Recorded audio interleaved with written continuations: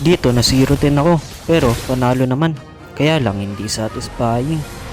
Kasi nga 0-10. Kaya yan, naglaro ulit ako.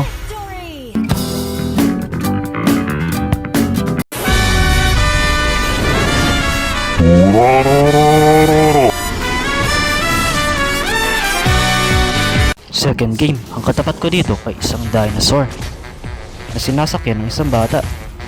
Dito pagana yung dinosaur at pagana din ako. Nag-regen shop at nag-regen na din ako.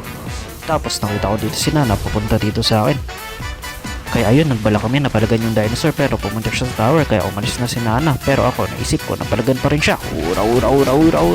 Ura. Napagak nga siya dito kaya pagkakataon ko na napatayin siya kahit na pumasok pa siya sa tower niya.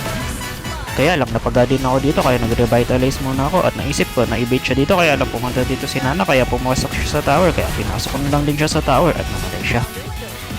Nag-turtle nga kami dito tapos hindi ko makita yung core ng kalaban tapos ito ginugulo pa rin ako ng dinosaur pero tinignan ko dito sa red at nakita ko siya paga nga siya kaya sinunggabad ko na siya para hindi siya makapunta sa turtle at mapatay ko siya. Ura. Dito nga inabol pa ako ni Atlas tapos nandito pa yung dinosaur sinusubukan na talaga nila akong patayin. Pero dahil isa akong bida at meron ng plot armor hindi nga ako mapapatay. Tatakas ako dito. Tara dito mga kasama, tulungan niyo ako. Patakbo na ako dito tapos bigla akong kinain ng dinosaur at ginawa niya ako. Napaga niya ako dito pero hindi pa rin ako mamamatay dahil may plot armor ako. Makunat yata ngayon ang aking plot armor. Pero dahil nag-clash sila hindi muna ako alis dito at nandito din si SS, sinil niya ako. Kaya pinasok ko na din dito yung mga kalaban. Tapos bigla ditong napuno yung buhay ko at pagka naman yung dinosaur kaya inabol ko siya hanggang sa tower. Ura. Sa pagkakataon na to, pwede na nga namin dito matapos. Dahil napush na namin ang lahat ng tower at yung inhibitor na lang ang natitira dito. Nag-ultimate dito si Zushin, buti na lang hindi kami magkakalapit pero namatay dito si Estes. Tapos nandito si Esme, pinagtutulungan nila kaya pumunta ako dito para tulungan siya. Ura. Matay, unti-unti kami naubos, namatay din si Nana. At yung MM namin dito nag-ultimate kaya sinamantala nila dito para patayin siya.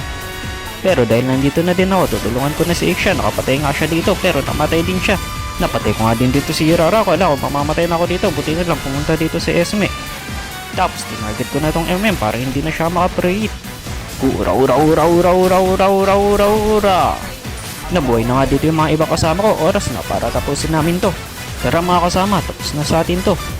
Tapos dito naultihan pa kami ni Atlas pero hindi pa rin kami maubos dito. At nilakad na dito ng MM yung inhibitor. Habang busy sa pakipag-clash sa amin yung iba, hindi nila alam na pupush na pala sila.